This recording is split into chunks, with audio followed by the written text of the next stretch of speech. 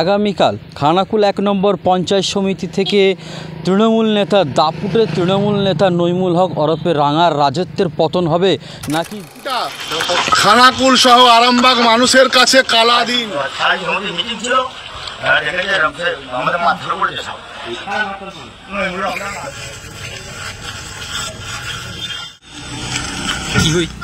রামেন্দ্র সিংহ রায়ের গুন্ডারা ভেতরে মিটিং চলছে, সেখানে চেয়ার তুলে আমাদের মহিলাদেরকে অ্যাসেম্বল করছে। এর থেকে দুঃখ আর কি হতে পারে?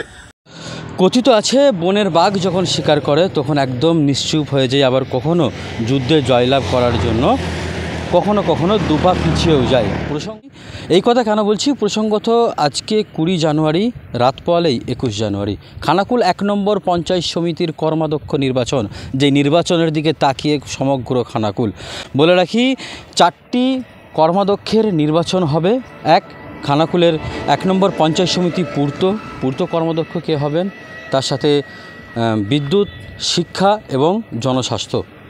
আগামীকাল 21 জানুয়ারি আরামবাগ মহকুমা শাসক কার্যালয়ে এই নির্বাচন প্রক্রিয়া সম্পন্ন হবে।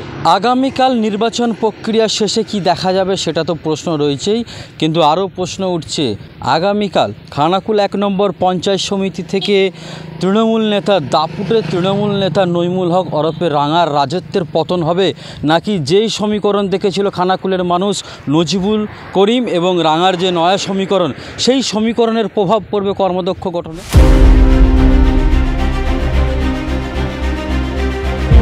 একসময় খানাকুল বিধানসভার বিধায়ক ইকবাল আহমেদের, প্রাক্তন বিধায়ক প্রয়াত ইকবাল আহমেদের খুব কাছের লোক ছিল নবাব। সেই নবাবকে সরানোর জন্য কৌশল এঁটেছিলেন এবং কাঁধে কাঁধ দিয়ে লড়াই করেছিলেন নইমুল হক, রমেন পারামানিক, দীপেন মাইতিরা, এমনটাই কিন্তু শোনা যাচ্ছিল। সেই কার্য সফল হয়েছিল এবং নবাবের নবাবিয়ানা খানাকুল থেকে ঘুচেছিল, এমনই মনে করে থাকেন খানাকুলের রাজনৈতিক প্রেমিক মানুষেরা। 1 নম্বর পঞ্চায়েত সমিতির কর্মাধ্যক্ষ নির্বাচনের নিরিখে নইমুল হক ওরফে রাঙা কি তার ক্ষমতা ধরে রাখতে পারবে নাকি এই রমেন প্রামাণিক এবং এই যে দীপেন মাইতি, এদের জুটি খানাকুলে রাজনীতিতে নতুন অধ্যায় লিখবে? ঘটনা প্রসঙ্গে বলে রাখি, বেশ কয়েক মাস আগে খানাকুল 1 নম্বর ব্লক তৃণমূল কংগ্রেসের সভাপতি দীপেন মাইতি সংবাদ মাধ্যমের কাছে দাবি করেছিলেন যে এই যে পঞ্চায়েত নির্বাচনের পূর্ত কর্মাধ্যক্ষ নির্বাচনে নইমুল হক ওরফে রাঙা দুর্নীতি করেছে, নিজের প্রভাব খাটিয়ে এই নির্বাচন করেছিলেন। এর জেরেই খানাকুল 1 নম্বর পঞ্চায়েত সমিতির উন্নয়ন স্তব্ধ হয়ে গেছে। এই আমি কদি ছাড়বনি সব অবস্থাতে বলে সেটি একজন ব্যক্তি পূর্ব পদ নিয়ে বসে আছে, তো আরো অনেক সদস্য আছে দিতে হচ্ছে যারা ঢুকে রয়েছে, সে একজন দুটো পদ নিয়ে হয়ে যবে থেকে ভোট গঠন হয়েছে তারপর থেকেই এটা চলছে, কিন্তু আজ অব্দি কোনো সিদ্ধান্ত নিতে পারে। নির্বাচনের পরে কি আবার উন্নয়নের যে ধারাবাহিকতা বজায় থাকবে নাকি এই যে নির্বাচন কর্মদক্ষ নির্বাচনে নয়া সমীকরণ দেখা যাবে? কারণ আরও একবার বলে রাখি, নজিবুল করিম এবং যে নইমুল হক, এদের যে জুটি হঠাৎ করে খানাকুলের রাজনৈতিক মহলে সাড়া ফেলে দিয়েছিল, তার প্রভাব পড়বে কিনা? ঘোড়া কেনা বেচার মতন খানাকুল 1 নম্বর পঞ্চায়েত সমিতির স্থায়ী সমিতির সদস্যরা এবং পঞ্চায়েত সমিতির সদস্যদের কি কেনা বেচা হবে? রাত পোয়ালেই জানা যাবে কি হতে চলেছে। আমরাও জানি না কি হতে চলেছে খানাকুলের এই নির্বাচনের নিরিখে। যদি সুষ্ঠুভাবে হয়, যেমনভাবে চেয়েছেন এই নইমুল হকের বিরোধী গোষ্ঠী দীপেন মাইতি এবং রমেন পরামানিক, এরা যেভাবে চেয়েছেন সেইভাবে যদি নির্বাচন প্রক্রিয়াটা হয়, তাহলে কি নির্বাচনের প্রক্রিয়ার শেষে উন্নয়ন কি ত্বরান্বিত হবে নাকি যাদেরকে এতদিন ধরে কর্মাধ্যক্ষের টোপ দিয়ে রেখেছিল তারা আবার গর্জে উঠবে?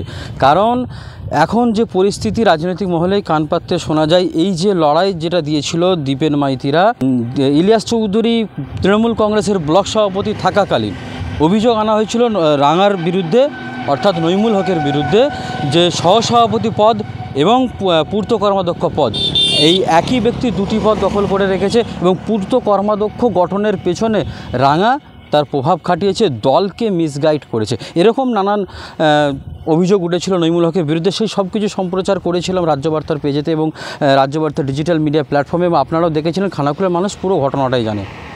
সেই সময় থেকে সেই লড়াই আজ পর্যন্ত, অর্থাৎ আজকে 20 জানুয়ারি দাঁড়িয়ে আপনাদেরকে বলছি, রাত পোয়ালে 21 জানুয়ারি নির্বাচন হবে। তার আগের দিন আজ পর্যন্ত যে কজন পঞ্চায়েত সমিতির সদস্যদেরকে নিয়ে এই যে লড়াই চলেছিল, অনেককেই বলেছিল আপনাকে এই পদ দেওয়া হবে, আপনাকে ওই পদ দেওয়া হবে, কিন্তু হবে মাত্র 4টে নির্বাচন আপাতত।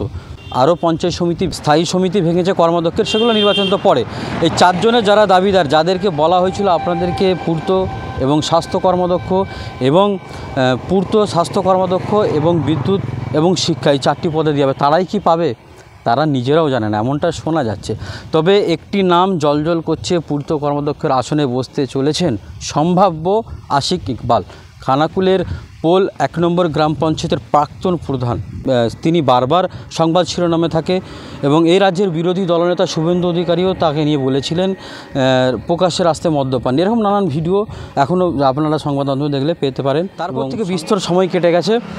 আশিক ইকবাল তার আচরণে পরিবর্তন আনতে পেরেছে বলেই কি তাকে এত বড় দায়িত্ব দিচ্ছে খানাকুল 1 নম্বর ব্লকের যারা তৃণমূল কংগ্রেসের নেতারা রয়েছেন বা জেলা নেতৃত্ব, নাকি তিনি বসার পরে তিনি আবার অন্য কোনো খেলা খেলবেন, সেসব লক্ষ্য থাকবে। এবং আরও বলে রাখি, নইমুল হক ওরফে রাঙার একদম শুরুতে, রাজনৈতিক শুরুতে যেটা বলতে শোনা যায়, এই আশিক ইকবালই কিন্তু তার রাঙারও ছায়াসঙ্গী ছিলেন, তার সাথে আরও অনেকেই ছিলেন। এবারে এই অবস্থা হলো কেন নইমুল হকের? কারণ বলে রাখি, শুধুমাত্র প্রশাসনিক পদ চলে যাওয়ার পরে তিনি কি আবার রাজনৈতিক কোনো ক্ষমতা বলে কোনো পদ নিয়ে খানাকুলে আবার কি ফিরে আসবে? খানাকুলে যেভাবে তার প্রভাব চলেছিল বা যেভাবে তাকে তৃণমূল কংগ্রেসের প্রথম সারি থেকে শুরু করে নিচুতলার কর্মীরা মানতেন, সেই দিন কি ফিরে আসবে? নাকি নইমুল হক শুধুমাত্র খানাকুল 1 নম্বর পঞ্চায়েত সমিতির সাধারণ সদস্য হয়ে রয়ে যাবেন? এই প্রশ্ন কিন্তু রয়ে গেল। তাহলে নইমুল হকের চলার পথে কোথায় ভুল ছিল? তার যারা সহকর্মীরা ছিল, দীপেন মাইতি, অভিজিৎ বাগ, সন্দীপ বর, হায়দার আলী, এবং আরও যদি আমরা পিছিয়ে যাই, এই খানাকুলের কাজল, শেখ নয়ন, এরা সবাই ছিল। আস্তে আস্তে সবাইকে পিছনে ফেলে নইমুল হক এবং রমেন পরামানিকের জুটি কিন্তু খানাকুলে সাড়া ফেলেছিল। এইভাবেই তারা চলছিল।